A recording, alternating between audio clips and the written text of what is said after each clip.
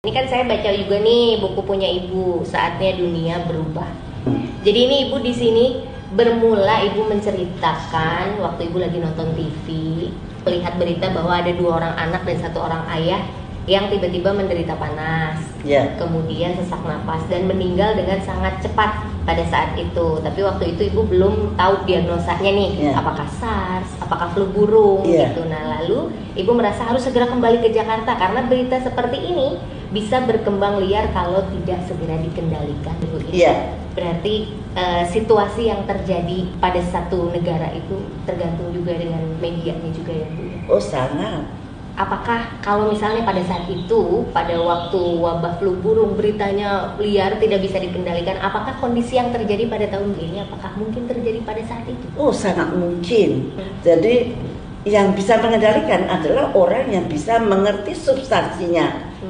Kalau tidak mengerti substansinya, tambah bingung. Karena ini bukan suatu chaos yang umum, tapi chaos penyakit itu chaos yang sangat menakutkan.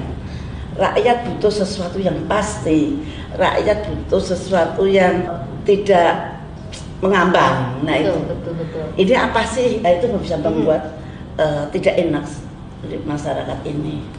Nah pada waktu itu saya sedang di Lombok kalau nggak salah, dan saya mendengar ada satu keluarga, 1 bapak dan 2 anak meninggal dalam keadaan yang sangat cepat dan infeksi paru, pneumonia yang sangat berat. Dan saya, itu penyakit apa itu? Sepertinya flu burung. Terus saya langsung pulang ke Jakarta, padahal acara saya belum selesai di Lombok. Kemudian saya kumpulkan eselon 1 segera waktu malam itu juga. Apa itu? Sakitnya apa itu namanya? SARS? Bukan Bu, ini flu burung. Kok kamu tahu flu burung? Sudah didiagnosa. Bagaimana mendiagnosanya? Pakai PCR. Siapa yang mendiagnosa? Namru. Oh my God. Kenapa Namru tahu bahwa akan ada flu burung di waktu itu? Nah itu suatu pertanyaan yang saya simpan dalam hati saya. Berarti Namru sudah tahu kalau akan ada flu burung yang datang, maka dia sudah punya primer yang untuk PCR. Jadi untuk memeriksa suatu virus itu butuh petanda atau primer, ya, untuk ngecek apakah ini benar virus flu burung apa bukan. H5N1 di Indonesia belum pernah ada. Itu adalah the first time. Kok sudah ada yang bisa mendiagnosa?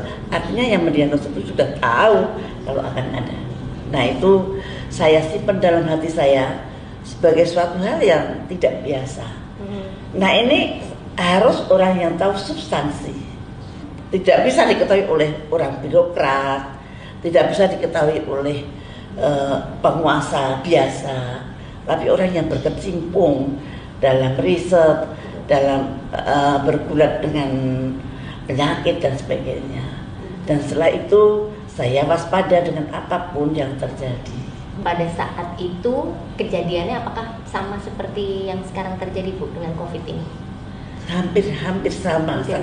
Cuma bedanya begini, pada waktu flu burung epicenternya justru di Indonesia. Sekarang epicenternya di Wuhan. Nah pada waktu epicenternya di Indonesia, maka saya bisa menyetop. Itu pun juga dengan ilmu pengetahuan. Jadi pada waktu itu WHO mengatakan, dan itu sudah disiarkan di CNN seluruh dunia, bukan di CNN Indonesia, menyiarkan bahwa di Indonesia sudah terjadi human to human transmission. Pak SBY marah. Ibu, ini bagaimana terjadi? Apa saya harus ke PBB? Jangan dulu Pak, Bapak kan punya Menteri Kesehatan. Menteri Kesehatan dulu yang maju. Baru, kalau saya nggak berhasil baru Bapak. Oke ya, harus berhasil. Insya Allah Pak. Nah, pada waktu itu saya telusuri. Ternyata mereka mengatakan kita human to human transmission berdasarkan temuan di Tanah Karo. Ada 8 orang yang meninggal, yang menderita flu burung, mati 7 orang. Di mata epidemiolog, ini adalah human to human. Tapi di mata saya belum tentu. Karena saya harus meyakinkan virusnya betul nggak human to human. Maka virusnya harus kita periksa di Kabanjahe, desanya Kabanjahe. Kemudian saya perintahkan pada waktu itu ilmuwan-ilmuwan saya rekrut semua, bantu saya jadi satu barisan untuk negara. Jadi ahli-ahli virolog jadi satu barisan, tidak seperti sekarang. Sekarang saya lihat barisannya macam-macam, terpecah-pecah. Dulu satu kata, apakah itu virolog, apakah itu dokter ahli, satu kata. Dan apakah itu Menkes, satu kata dengan mereka. Betul. Jadi rakyat tidak ragu, rakyat tidak apa sih ini, apa sih ini. Nah, pada waktu diperiksa oleh para ahli virologi Indonesia, ternyata tidak ditemukan reseptor human to human. Sehingga saya bisa tegas dengan WHO, you salah kalau mau bilang pandemik Indonesia. Mereka datang dengan 10 epidemiolog yang kelas dunia, persis seperti yang di Wuhan, untuk mendeklar bahwa Indonesia adalah epicentrum flu burung. Tetapi saya dengan tegas, no, aku punya bukti tidak ada human to human. No, saya bilang tidak ada pandemik di Indonesia. Kemudian saya usir orang-orang WHO dari Indonesia, termasuk orang WHO yang official di Indonesia. Pergi kau dari sini karena kau merugikan negara saya. Nah sekarang ini, COVID ini, semua ditentukan dengan epidemiologi. Epidemiologi itu memang suatu acuan kasar, tetapi diagnostik harus definitely. Virusnya seperti apa?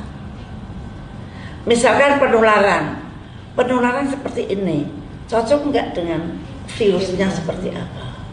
Jadi itulah kenapa saya bisa menggagalkan pandemik yang seharusnya terjadi pada tahun 2006 di Indonesia dengan epicentrum Tanah Karo di Kabanjahe itu, Wuhannya itu ada di Kabanjahe itu, dan alhamdulillah saya bisa melawan mereka, dan melawan mereka itu saya teruskan dengan secara diplomatis. Kita perang diplomasi di WHO. WHO itu mengumumkan bahwa kalau ada ayam yang mati, maka akan ada orang yang mati. Akhirnya Pak Nidom membuktikan bahwa ternyata virus yang dari ayam dimasukkan ke dalam babi dan virus yang dari manusia dalam babi ternyata tidak ada hubungan. Ternyata virus dari ayam tidak punya reseptor untuk manusia. Artinya WHO yang menakut-nakutin kita waktu itu bahwa ayam itu bisa menular pada Anda, tidak ada buktinya. Itulah kebohongan-kebohongan yang saya dibongkar ya. Saya bongkar. Nah pada waktu COVID ini banyak sekali yang menurut saya tidak masuk di akal, tapi dijalanin gitu. Misalnya apa tuh, Bu? Ini kayak virus itu benar nggak sih menular seperti di Wuhan, seperti granat gitu? Iya. Setahu saya nggak ada tuh virus itu menularkan seperti granat gitu. Menularkannya katanya di meja bisa 9 jam gitu. Droplet di meja gitu. Ya, makanya kamu waktu itu negatif kan. Nah itu memang virus itu tuh makhluk hidup. Yang dia bisa hidup kalau nempel di sel manusia yang hidup. Kalau di sel kayu yang mati, saya kira nggak bisa.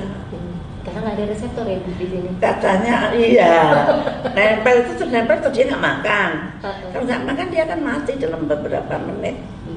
Tapi katanya bisa 9 jam, tapi buktinya mana? Nah itu pokoknya harus takut lah. Yo harus takut pokoknya gitu. Tidak logis pun juga jadi seperti logis gitu. Saya juga jadi takut gitu. Mau apa pakai sarung tangan sampai waduh, secara menularnya juga serem banget. Kalau droplet droplet bukan airborne gitu. Tapi tidak ada yang membuktikan kemudian mendeklar gitu, bahwa mestinya penularan virus yang filogeniknya seperti ini penularannya adalah seperti itu. Betul. Kalau tidak cocok, berarti tidak disebabkan secara alami. Tapi so far sampai sekarang tidak ada para ahli yang mengeksplor bagaimana seharusnya virus COVID-19 itu pada waktu di Wuhan itu harus menyebar secara filogenisitinya.